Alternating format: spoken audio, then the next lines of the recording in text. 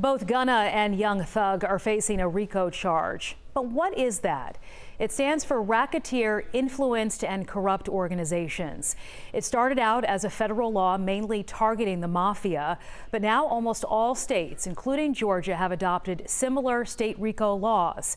It focuses on organized crime and only requires the state to prove that some group of people are committing a pattern of crimes. The way in which the RICO statute is used today has been a source of frustration for many attorneys. Just last year, a new lawyer for singer R. Kelly asked a federal judge to overturn his conviction on racketeering charges, saying prosecutors misused the statute.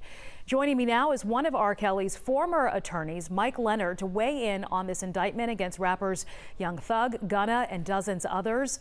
Mike, first off right here, I just want to ask you, do you still believe prosecutors overreach by using the RICO statute against R. Kelly?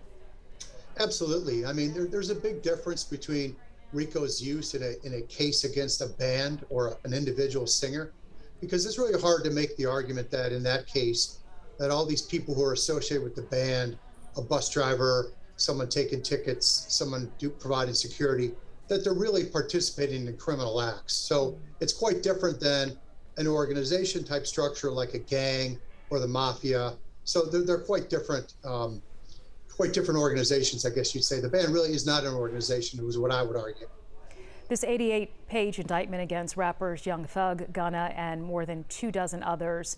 What is your take on how the Fulton County District Attorney's Office applied the RICO statute in this case? Well, as you pointed out, Georgia does have its own RICO statute, which of course is modeled on the federal RICO statute. So it's been a tool that really federal prosecutors have been relying upon for quite some time, especially in gang cases. A gang case could be charged as a conspiracy, or it could be charged as a RICO enterprise. So it's a common tool that's used. I think they like it in this case because they could name, it's very sprawling. They've named about 28 defendants. And really all they had to allege was that there was a continuing association amongst these individuals. It's not a legal entity, a gang, of course, but they just have to show it has some structure, has some continuity to it. And it allows them then to really charge a whole bunch of people under that, large tent, so to speak.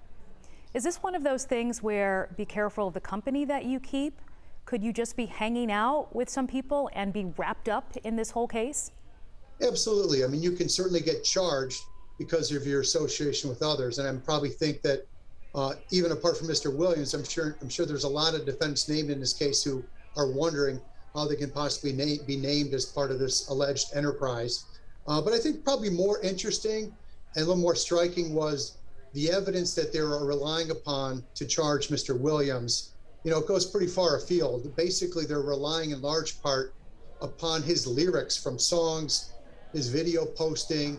And I think that might be a mistake, to sort of overreach like that, because I think there will be a lot of sympathy from a jury that, when you're trying to say that someone's music is furthering a criminal enterprise, I think a lot of jurors will have a hard time getting their arms around that and accepting that. And you kind of got that line between someone's ability to engage in free speech and be a singer, and then the idea that by doing that, they're somehow committing crimes or encouraging crimes.